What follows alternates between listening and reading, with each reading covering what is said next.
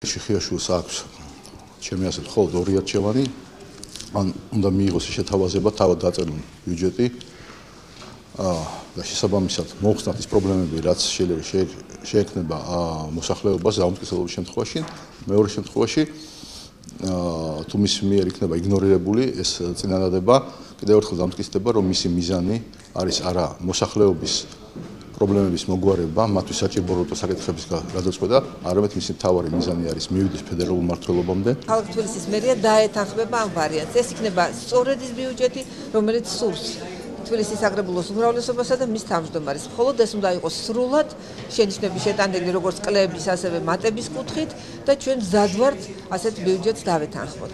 ეს იმას ნიშნავს, რომ არავითარი საფუძველი და მიზეზი აღარ რჩება, რომ მათ არ მიიღონ ბიუჯეტი, თუ მათ არ გააჩნიათ პოლიტიკური მიზანი გააუქმოთ თვითმმართველობა თბილისში არჩევნებამდე 3 თვით ადრე. ინიციატივა ჩვენთვის სიურპრიზია, კი ბატონო, ყველაფერს გამოვიხილავთ, არ არის ეს პრობლემა, მაგრამ კიდევ ერთხელ ვურჩევ, რომ კარგად წაიკითხონ, ეს სამჯერ დაწუნებულ ბიუჯეტს არ ეხება ზუსტად ეს რეგლამენტის ეს კონკრეტული რუხი. დიახ, რაც არ უნდა დაწერონ, მე მჯერა, რომ ეს ადამიანები მაინც პოლიტიკური ნიშნით და პარტიული ნიშნით გამოიყენებენ ამ ბიუჯეტს. შესაბამისად, მე მაქვს პრობლემა ამ ადამიანების პერსონებთან და ამ ადამიანების პოლიტიკურ საქმიანობასთან თბილისის მერიაში. მართლებრივი შენიშვნა ჩვენ ამ შემოთავაზებასთან დაკავშირებით არა გვაქვს, რამე თუ ითვალისწინებს რეგლამენტი ამას.